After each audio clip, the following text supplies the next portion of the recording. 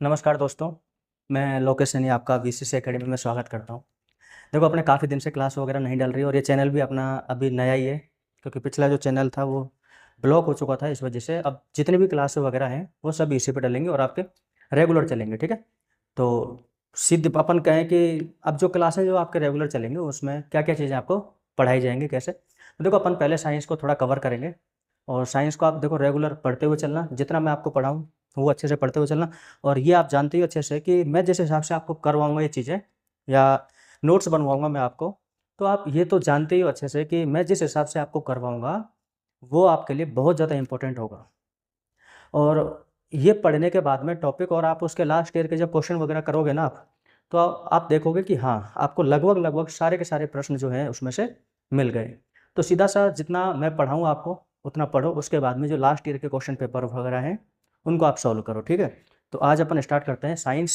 अब थोड़ा-सा मैं आपको समझा दूँ कि जब अपन साइंस की बात करते हैं, तो साइंस के देखो अलग-अलग पोर्शन आते हैं। लेकिन अपन जो है बेसिक बात करेंगे अपन, जिसमें बायोलॉजी, फिजिक्स और केमिस्ट्री, ये 3 सब्जेक्ट हैं।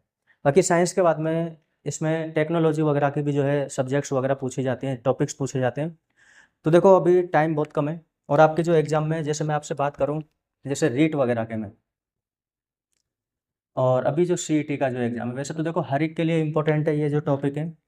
बाकी आप ये मान के चलना कि राजस्थान की या जितनी भी आपके एग्ज़ाम्स होती हैं जहाँ साइंस लिखी आती है, ये मान के चलना आपको मैं लगभग पूरा कवर करवा दूँगा। तो अपन को धीरे-धीरे समझते हुए चलना और बाकी अपन क्लास को अब स्टार्ट करते हैं, ठीक है। बाकी देखो क्लास को पूरा देखा करो, जितनी भी क्लास है मैं आपको इसी तरीके से पहले लिखाऊँगा, यहाँ पे लिखा हुआ है, इसको समझा के और आप इसका जो है स्क्रीनशॉट वगैरह लेके जैसे भी आपको नोट्स बनाने हैं वैसे प्रॉपर बनाते हुए चलना। अगर आपको क्लासें अगर अच्छी लगें, पसंद आएँ, तो आप देखो ज़्यादा से ज़्यादा दोस्तों तक या लोगों तक इसको पहुँचाएँ और चैनल को भी सब्सक्राइब करें। आप भी करें, आप करवाएँ भी। और अगर जैसी भी क्लास लगे आपको अच्छी, बुरी, जो भी है, आप कमेंट में आप बता सकते हो, ठीक है। तो चालू करते हैं अपन। सबसे पहले देखो अपन कोई फालतू की बात ना करते हुए अपन स्टार्ट करते हैं, जिसमें अपन किसके बारे में पढ़ेंगे। सबसे पहले बायोलॉजी के बारे में। तो बायोलॉजी क्या है? तो बायोलॉजी को जब हम देखते हैं तो बायो का मतलब है जीव और लॉजी का मतलब है अध्ययन करना। अगर साइंस में कहीं पर भी अगर आपको ये शब्द लिखा मिल जाए लॉजी, तो इस लॉजी का मतलब होता है क्या? अध्ययन करना। अब किसका अध्ययन करना? कि सर जीवों का अध्ययन करना। भाई बायोलॉजी का मतलब ही क्या है? कि जीवों का अध्ययन करना क्या कहलाता है? बायोलॉजी।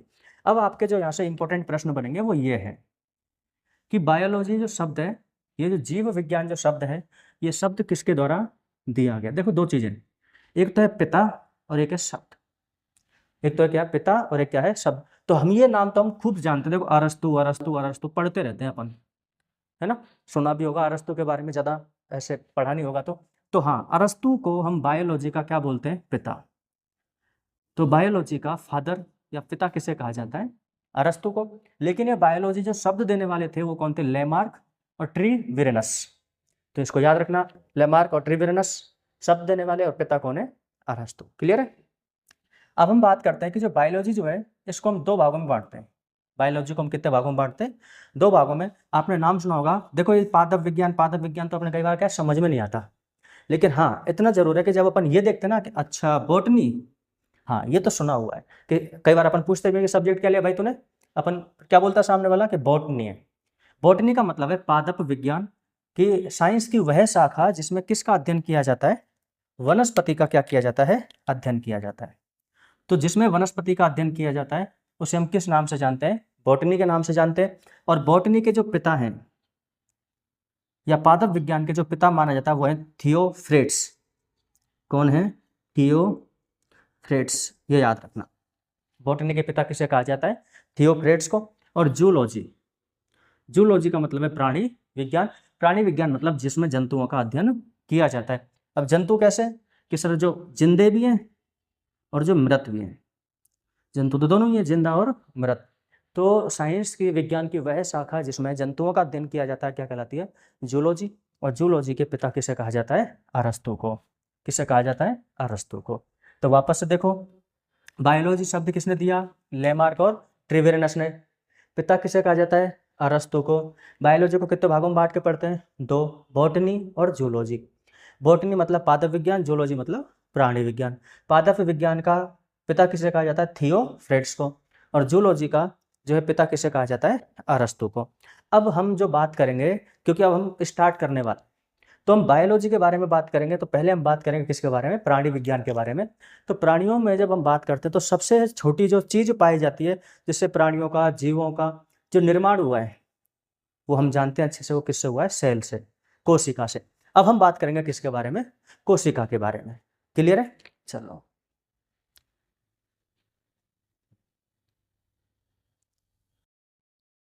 चलो, बात करते हैं अपन कोशिका की। और जब हम कोशिका की बात करते हैं तो आप सारी बातें छोटी छोटी जो है आप जानते हो पहले से। तो ये हमारा जो है पहला टॉपिक है, टॉपिक नंबर फर्स्ट। और अपनी क्लास भी फर्स्ट क्लास है बायोलॉजी की। बायोलॉजी की फर्स्ट क्लास जो हमारे शरीर का निर्माण करती है, हम आज उसके बारे में अध्ययन करेंगे। और वो है अपनी क्या? कोशिका। जब हम कोशिका की बात करते हैं तो कोशिका को हम शरीर की संरचनात्मक और क्या बोलते हैं? क्रियात्मक इकाई। तो हमारे शरीर की संरचनात्मक और क्रियात्मक इकाई किसे कहते हैं? हम कोशिका को। संरचनात्मक इकाई कैसे हम बोलते हैं? कि जब हम हमारी बॉडी की बात करते हैं तो हमारी जो बॉडी बनी होती है वो बनी होती है किसकी? कोशिका की। और ये सारी की सारी कोशिकाएं मिल करके किसका निर्माण करती है? टिश्यू, मतलब ऊतक का। कोशिका मिलके ऊतक बनाती है, ऊतक मिल करके अंग बनाते हैं। क्या बनाते हैं? अंग। और जब सारे के सारे बॉडी के जितने भी जो अंग हैं वो जब सारे के सारे मिल जाते हैं तो क्या बनाते हैं? हमारे तंत्र बनाते हैं, जिसे हम सिस्टम के नाम से जानते हैं। और जब अलग अलग सिस्टम, जैसे हम कहें श्वसन तंत्र, उत्सर्जन तंत्र, पाचन तंत्र, ये पूरा का पूरा जब सिस्टम मिलता है तो हमारे किसके निर्माण होता है? शरीर का, मतलब बॉडी का। तो हम इनडायरेक्टली ये कह सकते हैं या डायरेक्टली ये भी कह सकते हैं कि बॉडी का निर्माण किससे हुआ? कोशिका से। इसलिए कोशिका को शरीर की संरचनात्मक और क्रियात्मक इकाई के नाम से हम जानते हैं। ये इंपॉर्टेंट प्रश्न आपके एग्जाम में आता है कि कोशिका जो है शरीर की संरचनात्मक और क्रियात्मक इकाई अपने कहलाती है। हम बात करें अब कोशिका की। यहाँ से प्रश्न आपके एग्जाम में पूछे जाते हैं कि कोशिका की सबसे पहले सेल की जो है खोज किसने की? किसने की कोशिका की खोज? तो नाम आता है रॉबर्ट हुक। नाम किसका आता है? रॉबर्ट हुक का। तो कोशिका की खोज किसने की? रॉबर्ट हुक ने। कब की? 1665 में। कोशिका की खोज किसके द्वारा की गई थी? रॉबर्ट हुक के द्वारा। कब? 1665। ऐसे भी याद रख सकते हो। हुक का मतलब जानते हो? हुक का मतलब है जैसे कोई चीज़ अगर कहीं रह जाती है तो हम उसको कुंदे में या हुक में ऐसे खींच के फिर लेके आते हैं। तो आप जब कहीं घूमने गए और घूमने गए तो आपको एक लकड़ी का टुकड़ा दिखाई दिया। किसका टुकड़ा दिखाई दिया? लकड़ी का टुकड़ा। आपको लगा कि यार ये थोड़ा सा अजीब है, अलग टाइप का थोड़ा सा, तो क्यों ना इसको खींचा जाए। और आपने कैसे खींचा?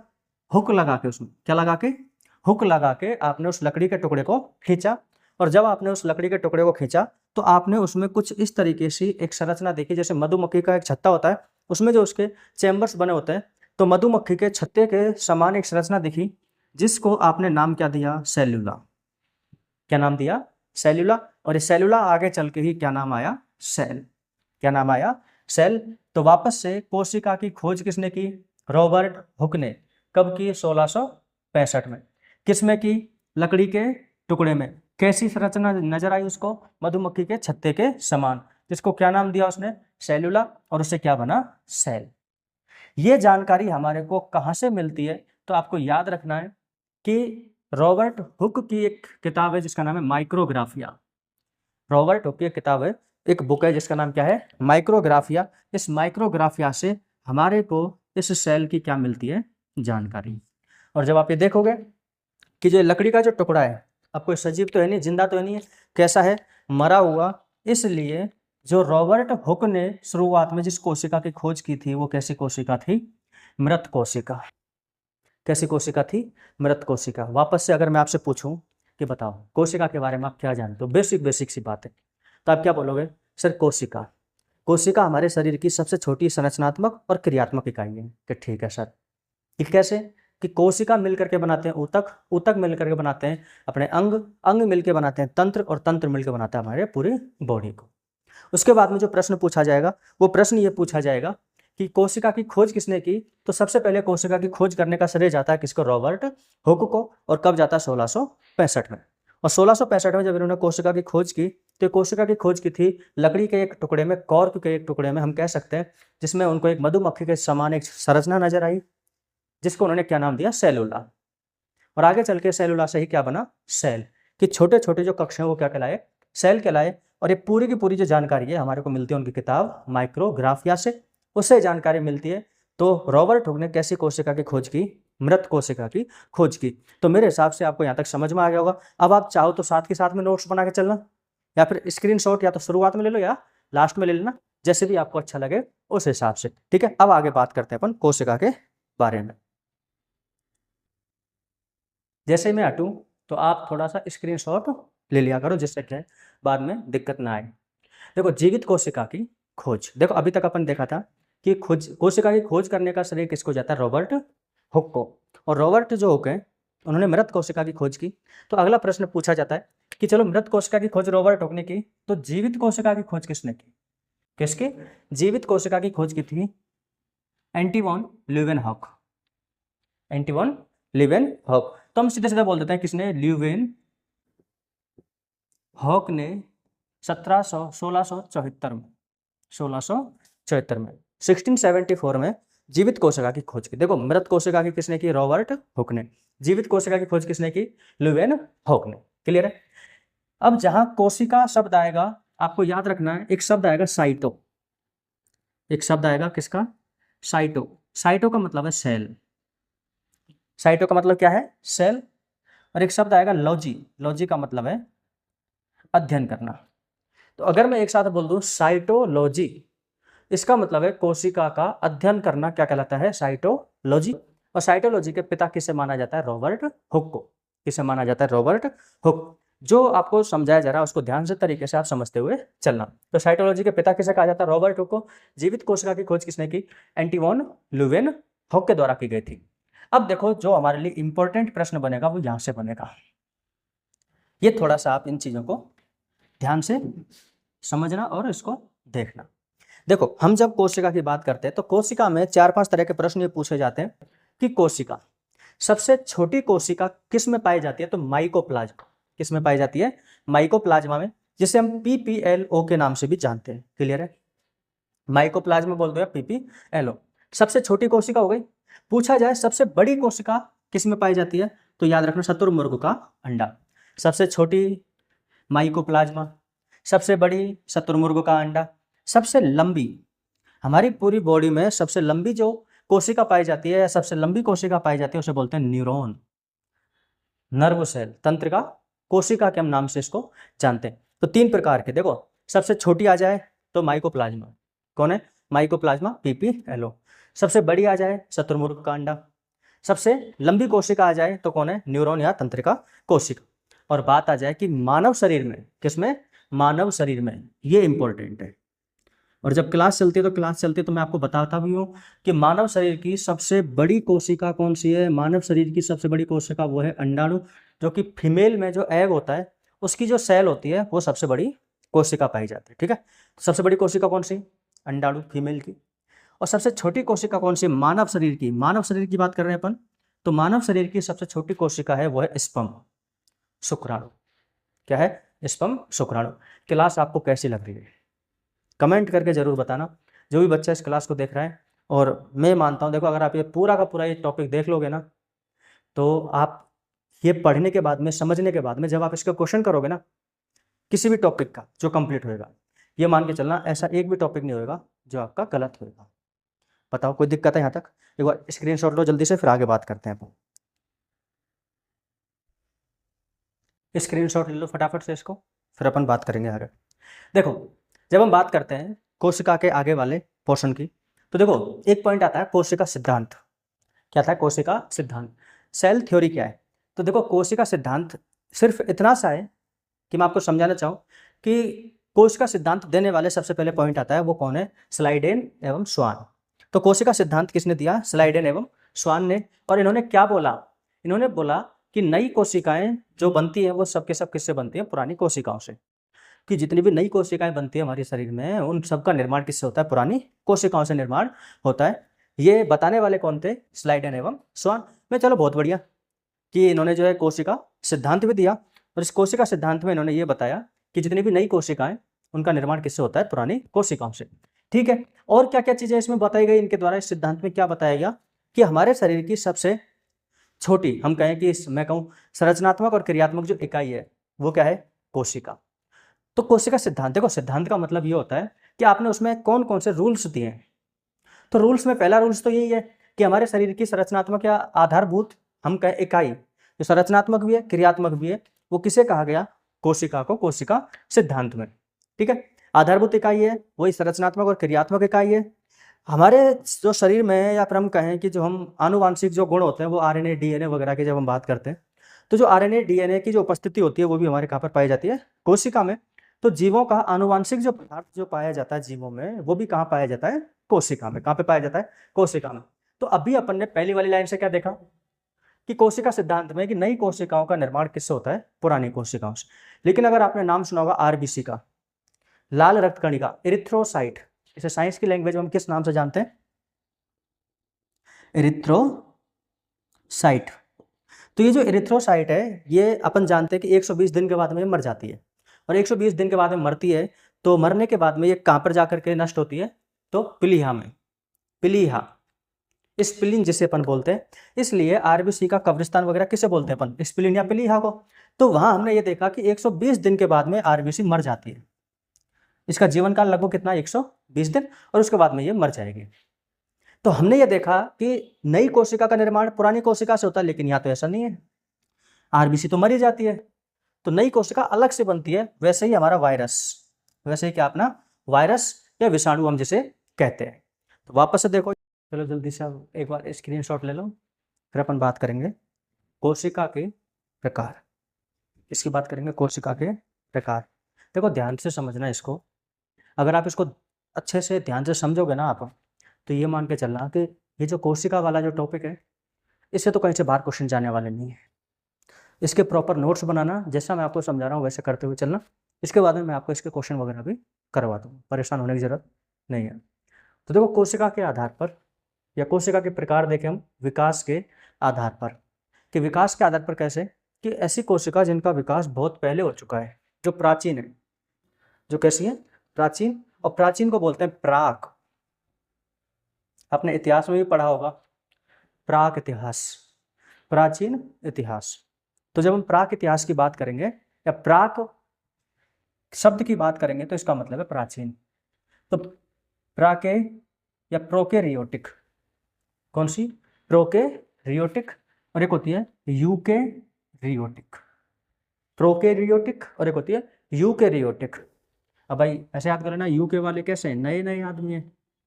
यूके वाले कैसे हैं? नए नए। तो देखो कितना अंतर है इनमें, कि प्राकैरियोटिक का मतलब है कि ऐसी कोशिका जो प्राचीन है और कैसी है? कम विकसित है, मतलब अभी इसका विकास पूर्ण रूप से नहीं हुआ।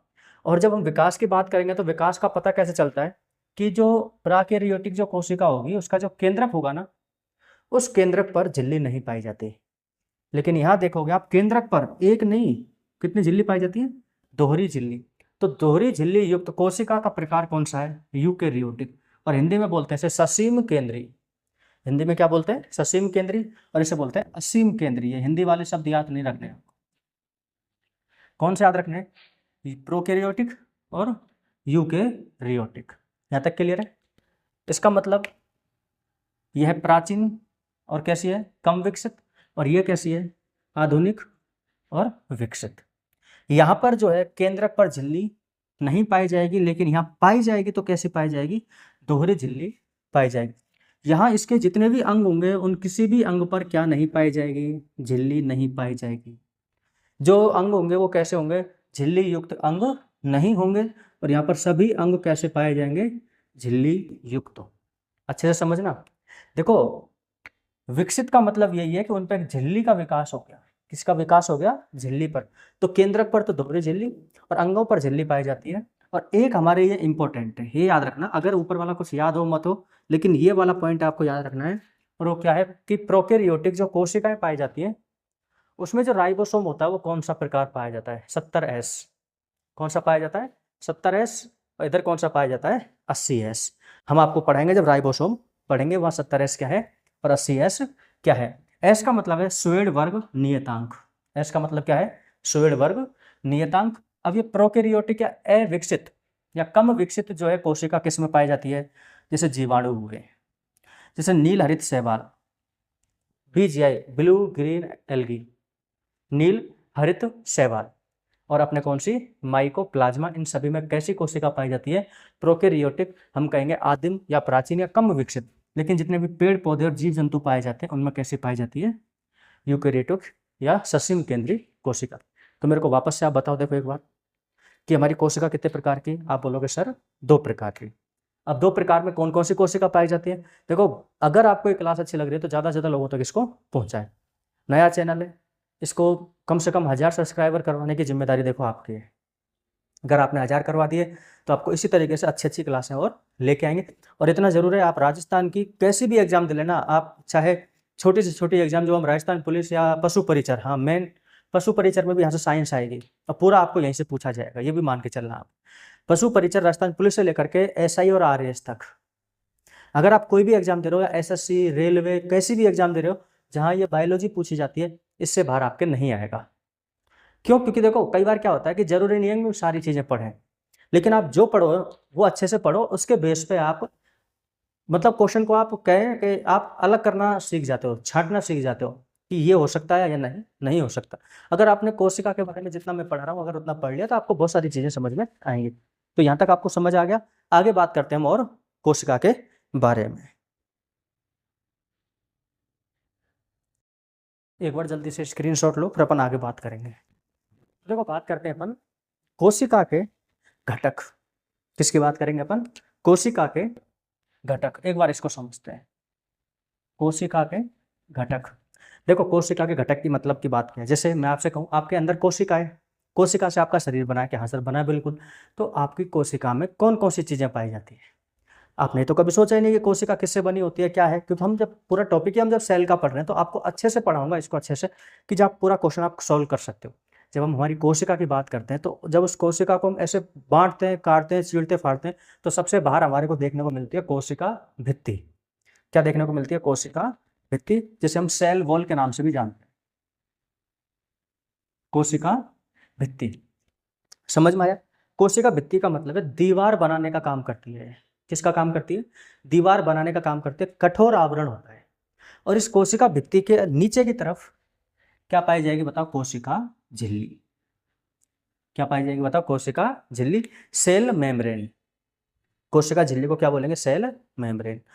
देखो सबसे बाहर की तरफ सेल पे कौन? कोशिका भित्ति। अभी किस में पाई जाती है किस में नहीं पाई जाती मैं आपको समझाऊंगा अच्छे से आगे चल के। कोशिका भित्ति के बाद में कौन पाई जाती है? कोशिका झिल्ली। और झिल्ली के अंदर एक पानी सा भरा रहता है और वो पानी को हम क्या बोलेंगे बताओ? कोशिका द्रव, जिसे हम नाम देते हैं साइटोप्लाज्म। क्या नाम देते हैं? साइटोप्लाज्म। प्लाज्म मतलब द्रव और साइटो मतलब कोशिका, तो कोशिका द्रव या साइटोप्लाज्म के नाम से हम उसको जानते हैं। और इस द्रव भाग में साइटोप्लाज्म में ही कुछ ऐसे चीज या हम कहें कि ऐसे अंग भागते रहते हैं, ऐसे अंग तैरते रहते हैं, इसलिए हम इसको क्या नाम देते हैं? कोशिकांग। क्या नाम दे देते हैं इसको? कोशिकांग। Cell organ. क्या नाम दे दिए? Cell organ. क्या नाम दे दिए? सेल ऑर्गन मतलब कोशिकांग। कौन कौन से कोशिकांग पाए जाते हैं इनके अपन आगे चल के बात करेंगे। और ये जो बीच वाला भाग आपको दिखाई दे रहा है इसे बोलते हैं केंद्रक। इस बीच वाले भाग को क्या बोलते हैं हम? केंद्रक। तो मैंने सिर्फ आपको इतना समझाया कि ये जो दोनों भाग हैं ये तो बनाते हैं आवरण। ये तो क्या बनाते हैं? आवरण। क्योंकि जब हम कोशिका का विभाजन करेंगे तो मैंने आपको एक साथ ही बना दिए दोनों के दोनों समझाने के लिए। जब हम कोशिका का विभाजन करेंगे तो हमें देखेंगे सबसे पहले किसकी बात करेंगे हम? आवरण की। और ये आवरण कितने प्रकार का? एक तो कोशिका भित्ति और एक कोशिका झिल्ली। मेरे हिसाब से क्लियर हो गया होगा। उसके बाद में हमने एक द्रव भाग देखा जिसे हमने बताओ क्या बोला? कोशिका द्रव। चलो ठीक है साहब, ये हो गया हमारे क्या? कोशिका द्रव। और इस कोशिका द्रव में कौन रहते हैं बताओ? ये कोशिकांग पाए जाते हैं। और बीचों बीचों वाले भाग में कौन पाया जाता है? केंद्रक, न्यूक्लियस। क्लियर है यहाँ तक? अब ये जो कोशिका द्रव है, इस कोशिका द्रव में जो कोशिकांग जो तैरते रहते हैं ये अलग अलग प्रकार के पाए जाते हैं। कई कोशिकांग होते हैं जो एकल झिल्ली युक्त होते हैं, कई ऐसे होते हैं जो दोहरी झिल्ली युक्त होते हैं, और कई ऐसे होते हैं जिनमें झिल्ली ही नहीं पाई जाती। और ये इंपॉर्टेंट है, यहाँ से याद रखना। तो कोशिका को हमने नॉर्मली कितने भागों में देखा? एक तो आवरण, एक कोशिका द्रव और एक केंद्रक। केंद्रक में पाया जाता है केंद्रक द्रव। आगे बात करेंगे अपन, उसकी सारी चीजों की चर्चा करेंगे। आवरण दो प्रकार से, कोशिका भित्ति और कोशिका झिल्ली। और जब हम द्रव की बात करते हैं तो उस द्रव में कोशिकांग तैरते रहते हैं, और कोशिकांग तीन प्रकार के देखने को मिलते हैं, एकल झिल्ली, दोहरी झिल्ली और झिल्ली रहित। ऐसे कोशिकांग जिन पर झिल्ली पाई नहीं जाती है तो तारककाय और राइबोसोम, तारककाय और राइबोसोम याद रख लोगे। ऐसे कौन कौन से कोशिकांग हैं जिनमें झिल्ली नहीं पाई जाती? तारककाय, राइबोसोम। कौन कौन सा? तारककाय और राइबोसोम, तारककाय और राइबोसोम। और बोलो एक आध बार, याद रह जाएगा। तारककाय और राइबोसोम। ऐसे कौन कौन से जिनमें दोहरी झिल्ली पाई जाती है, एक से काम में नहीं चलता, तो वह है माइटोकॉन्ड्रिया, जिसे हम कोशिका का शक्ति गृह कहते हैं। माइटोकॉन्ड्रिया को क्या बोलते हैं? कोशिका का शक्ति गृह। अगर पावर हाउस है तो उसमें डबल लेयर चाहिए कि भाई एक मान के चलो ये यहाँ बिजली बनने का काम हो रहा है, तो अकेली दीवार को तो तोड़ के चला जाएगा ये। तो यहाँ पर हमने कैसी कर दी? दोहरी झिल्ली, है ना। पावर हाउस मतलब माइटोकॉन्ड्रिया और हरित लवक। तारककाय और राइबोसोम झिल्ली रहित, माइटोकॉन्ड्रिया और हरित लवक में दोहरी झिल्ली। और देखो गोल्जी काय, अंतःप्रद्रवी जालिका और लाइसोसोम और रिक्तिका, ये सब कैसे अंग होते हैं? एकल झिल्ली युक्त। तो मैं जो आपको समझा रहा हूँ, समझ आ रहा है कि नहीं आ रहा? अगर आपको इतना समझ आया है तो देखो मेरे कहने से एक बार तो इसको लाइक करना अच्छे से, बढ़िया तरीके से, है ना। एक बार ही करना है, 2-3 बार मत कर देना कहीं। मैं तो सब 3 बार लाइक कर दिया इसको, है ना।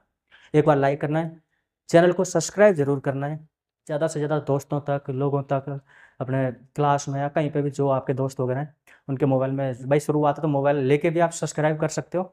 चैनल का नाम, अब जब चैनल आप देख ही रहे हो तो समझ जाओगे, VCC एकेडमी और 05 का कारण क्या है? नया नया चैनल है तो शुरुआत में आ जाएगा। 05 का मतलब कुछ नहीं है, भरतपुर, कोडी तो भरतपुर का 05। तो आज के लिए बहुत है, कल मैं आपको ये सारे शब्दों के बारे में अच्छे से डिटेल से समझाऊंगा अगली क्लास में, ठीक है। तो यहाँ तक जितना समझाया उसको पढ़ें, क्लास को लाइक करें, शेयर करें, सब्सक्राइब करें चैनल को, और ज़्यादा से ज़्यादा लोगों तक इसको फैलाएं। आज के लिए इतना ही, थैंक यू, धन्यवाद।